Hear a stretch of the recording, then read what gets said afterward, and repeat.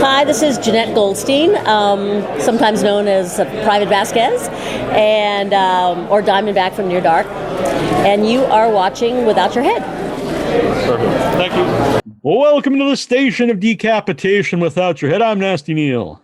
I'm Treacherous Trista. We're joined by Aaron Moorhead. Hello. Hello. And Justin Benson. Hey, how's it going, guys? Very good. Of Synchronic, which comes out on video on demand the 12th and on Blu-ray the 26th. It's very good to have you guys here. We're so happy to be here. Thanks for taking some time right at the end of the year. It's cool. Yeah, it's very cool. So I guess first of all, and it's a weird movie to ask this, but can you give people an idea of what the movie's about? Probably not too in-depth, because I think it's better not to know too much. Gosh, yeah. I mean, it's funny. We haven't had to pitch it in so long, but I just want the challenge. I want to try to stumble through like a log line. And I believe it is two New Orleans paramedics. They've been friends for many decades, and they start coming across these very mysterious first responder calls that are all linked by this mysterious designer synthetic drug. And I think that's the good place to leave it. Yeah. Now I know your previous films, people say they're Lovecraftian. They have, delve into Lovecraft. So was there anything involving their DMT and Lovecraft's, like some stuff with DMT? Well, it's funny is the effects of DMT are not totally similar to what ends up with Synchronic. So it's not quite based off of that, but when Justin was writing Synchronic, one of the little touchstones for it, was it From Beyond? Yeah. It was From Beyond, which is where if you stimulate Lovecraft's From Beyond. Yeah. And in that, there's this idea that if you stimulate the pineal gland, then you're able to see, creatures from other dimensions and such. And there is an idea of stimulation of the pineal gland in Synchronic, allowing you to see other things, but we don't want to. I don't know how spoiler we are. We'll do whatever. Does this get edited? I don't know. No, but I mean, if you want to, I'll edit anything out. If you say something you don't want us to put out there. But I actually wrote that in my notes, the pineal gland, because not like I'm a big Joe Rogan fan. I'm more of a Lovecraft guy. But I like that it's in there, and it's, if you don't know the connection, it doesn't matter. But if you do, I think it's a cool little I don't know, Easter egg, but a little part there in the movie. Yeah. Do you guys think Lovecraft would have listened to Joe Rogan? That's an interesting question. I don't think so. I don't know. I don't want to disagree with you because you seem a lot smarter than me. But I don't know about that. I have to respectfully disagree. I think Lovecraft would be like an early listener. Oh my God, yeah. My answer was yes. My answer was a capital hell yes. I think it would be. But you bring up something really interesting we've never talked about before, and it's that Joe Rogan wasn't a pop culture phenomenon when the script was written. At least we didn't know about it, but we're behind on fashions in general. I don't know. No, it's very true. Yeah, there's anything about DMT or pineal gland or anything like that. That was we were writing about it before it was on mainstream podcasts. Yeah, and now we're just like, yee. Yeah. It's like people who love like Metallica before the Black Album. Like, hey, we liked them before. We liked DMT before Joe Rogan was talking about it. I like that. Yeah, that is cool. Yeah. So what actually, and then you mentioned that, like, when did you write the script? It was the end of 2015, like December. The first draft. The first draft was like December 2015, November at the earliest. Because I remember I went snowboarding the weekend the first draft was finished. So it has to be wintertime. My sleuthing brain. So it was like, I assume then you wrote it before, like Endless. You did Endless? Yeah. Like a year before, a little over a year before. Yeah. So just like timeline wise, like why did this one come or get made after Endless? Well, it's it's the business gods. There's this idea that filmmakers, they come to Hollywood and they have this plan and they're like, for my third movie I will do this, and for my fourth movie, it will be a comment upon my third. And we have never been blessed with stuff like that. Synchronic was too high of a budget for us to get made after our first two indie movies. The Endless was kind of made in response to our inability to get Synchronic, but also a few other projects, that kind of required a lot of gatekeepers to say yes. That's kind of that's a sardonic term. A lot of people to trust an indie filmmaker with more money. That's a way to say it. And we just weren't at that level yet. And so The Endless was made in response to our inability to make something with a larger budget. We say, well, let's just go make something that's even smaller than our last one, so that we can actually be filmmakers rather than, people that are just waiting for the email. All right. The Endless had, I don't know, Easter egg's the right term, but had like a callback to one of your previous movies. Is there anything in Synchronic that calls back to any of the other movies? There's a couple small things. They're kind of more fun to find, I suppose, in watching it. They're pretty obvious once you find them. One of them is super obvious. And then the other one, it's like once you see it, you're like, how did I never see that before? It's a little close up of it. Yeah. It's probably too early to ask like if people have found those yet. Yeah, it's funny. Yes, I would say that here and there people will find them. One of them is a line of dialogue that you'll know when they mention Southern California. And the other one is a prop. You'll recognize someone's holding something from The Endless. Is that vague enough? Yeah. And actually there's something that we don't talk about much, I realize, but there's a lot of thematic explorations that are similar. Now that's a little too vague to be like, oh, it's all in the same universe, the way that The Endless and Resolution are. But explorations of how time moves through people and ideas of living in the moment, and that kind of, themes that can be written on the inside of like a holiday card or something. A lot of our movies share that. So yeah. Are those ideas hard to pitch to somebody to make a movie about? Because, a lot of people think science fiction, think like Star Wars or something, but, this is like true science fiction. I don't know. I mean, my quick go-to answer to that is everything's hard for us to pitch. Like we've never made a movie that had like an easy pitch. Have you two seen Spring by any chance? Yeah. I actually saw it at the theater in Brookline, in Massachusetts. Oh, so cool. When I think back to trying to get that movie made, my memory is that Aaron and I don't have voices because we pitched it on death so many times, like to so many people, and it was a long pitch, and it was like impossible. It was impossible at the time to get it made. To be fair, we had only done a $20,000 chamber piece. And we were asking to go make a movie in Italy with expensive creature effects. It was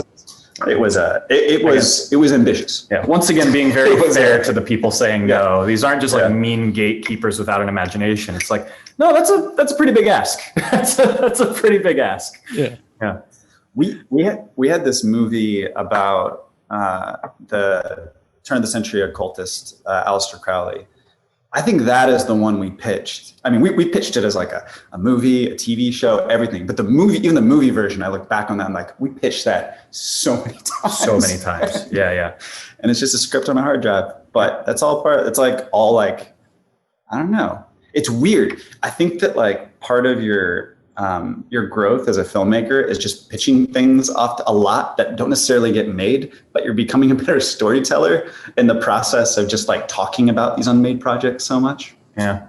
By the way, Trista, your cat's tail is poking up, but it's right where if you had a tail, it would have been. And it was like, I don't know about the if part. Slowly, as if like interested in what was being said, just a slow wavering. We're seeing some connections to the spring here. Yeah, exactly. Trista, did you have a question? I'm sorry to take all the questions. No, not at all. By the way, I do have a question, but I also wanted to say thank you for talking about the process of pitching. And I think that's important for aspiring filmmakers to hear, similar to actors and other artists, like that rejection is just part of the job and that's how you hone the craft. And if you keep going and keep working, you just get better and then you get to make stuff. So I think that's really important. I appreciate that. My question is, I know that the film takes place in New Orleans, and I was wondering if it was shot there in its entirety. That's a good question. Yes. Yes, it was. Both takes place in New Orleans and was shot there. We had one day of pickups where, you'll see like a shot of a baby. We couldn't get a baby on the day, so we had to like shoot a baby in Los Angeles some other time. Now, when you watch the movie, you'll know when it's a close up of the baby that it's actually North Hollywood. Yeah, it totally takes me out of the movie. Yeah. Oh my gosh, yeah, I'm pulling back the curtain. But interestingly, Synchronic may or may not appear, depending on who's watching, to be a big budget movie. It is not a big budget movie. It is a very small budget. It is about as small as it gets before you don't have unions, kind of thing. Like it's the smallest version of it.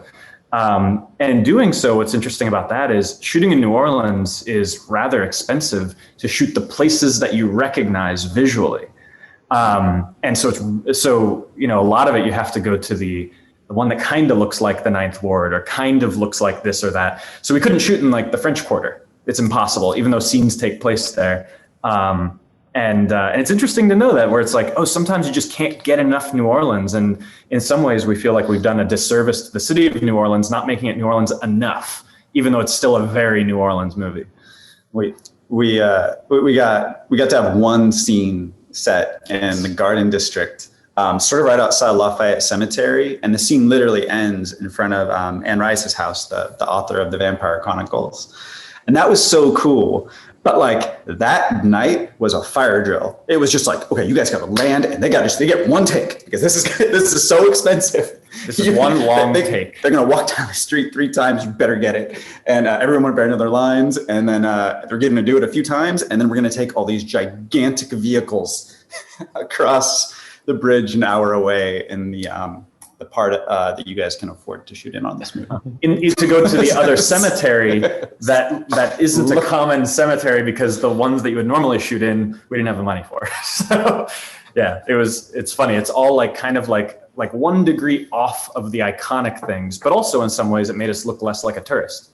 I was going to think that. I bet people from New Orleans, if they watch a movie, if you're from there, you're probably like, oh, they're shooting all this things we always see in everything, that takes place in New Orleans. So it's probably cool to shoot some other things. Yeah. Yeah. You talked about not being a big budget movie. So like when you're making the movie, what's the thought process of like how you're going to make what it looks like to be on Synchronic, and kind of, I don't know if time travel is the right word for that, but just the look of like the special effects. The bigger sequences that are probably more memorable with that have a visual effects component of what the experience of Synchronic is like for the user. Those were things that Aaron and I shot on his iPhone several months prior, in terms of like what the camera move looks like, and then Aaron would comp in some rough VFX and then we'd be able to show those to the VFX company and everyone involved, and be like, hey, this is basically, more or less what it would look like and what we hoped it would look like. But I guess the shorter answer is the few times you see it happen, those shots are months and months of work and preparation, and working with our amazing visual effects company. Yeah. Who did that same company that did the visual effects for what is that amazing French film? Enter the Void. Enter the Void. I'm embarrassed. Maybe I didn't know that movie title.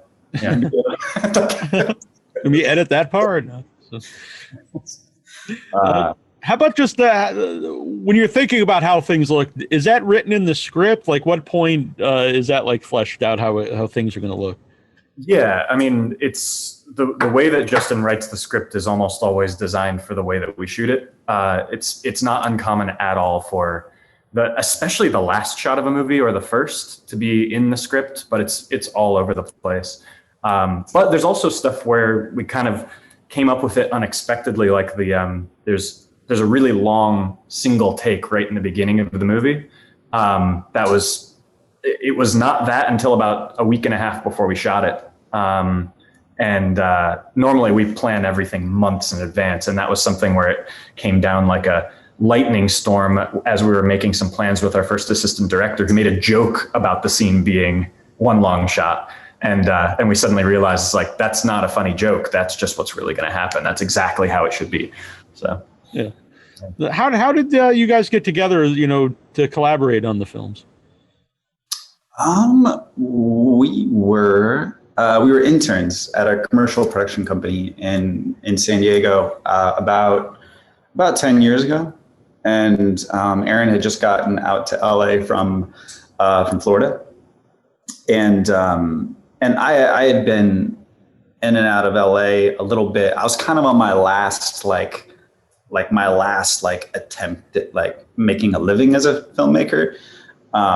And Aaron was just getting started in LA. And it was interesting because he kind of ended up, our working dynamic and friendship ended up being the reason why I didn't ultimately leave. And he may be thinking now at this point, he's like, I'm out now. I don't want to live anymore. Well, I don't want. It's not that. It's more like if I hadn't met Justin, I probably would be directing Jurassic World 3. And now I'm just doing this, slumming it with me. Yeah. I think it's worked out. No, it's great. All jokes aside, it is incredibly fun to make movies with your best friend. I just can't tell you. Directing is known as a very lonely job. It is not lonely for us. It's wonderful. And we made some insane movies. I mean, I'm not pumping up the final product, what they turn out to be. Some people like them, some people like them. But we've had productions that are just like, if someone asked us to write a chapter of a book about it, they'd be like, they exaggerated. That didn't happen. Yeah. That it's like, oh, they shouldn't be alive. Can you give us an example? Yeah. I mean, The Endless was a movie where we were in the movie, never having acted before, really. I mean, we kind of had, but not in any real way. I'm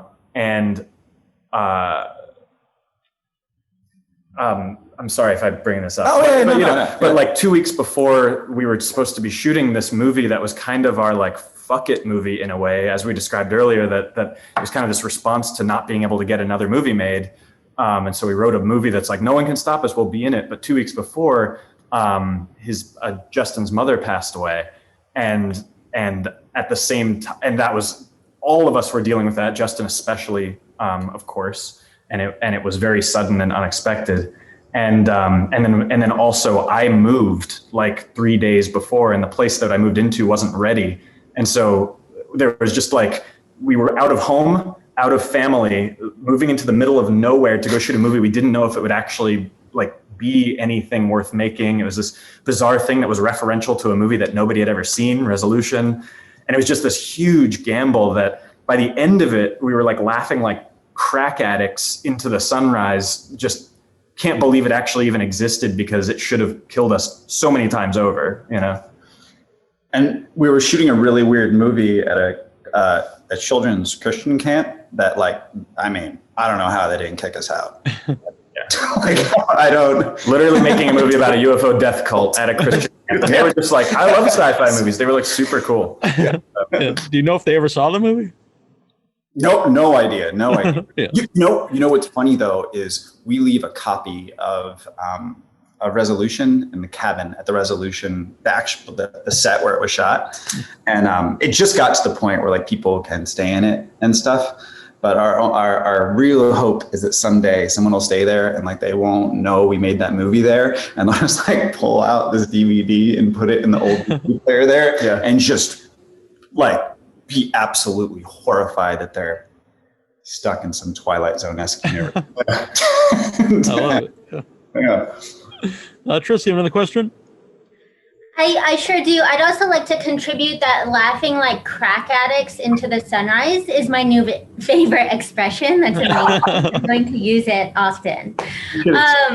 So you have a great cast in the film. What was the casting process like? Oh, it was crazy because I don't know. Okay, so the movie was cast in 2017. I came a year right. I think it was cast in 2017, and we had been trying to get casts like that to be in our films since 2012.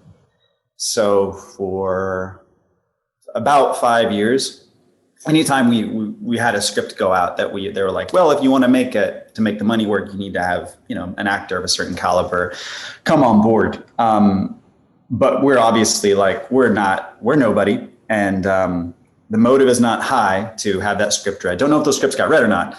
I do know those movies never got cast. We never really had access to those types of actors.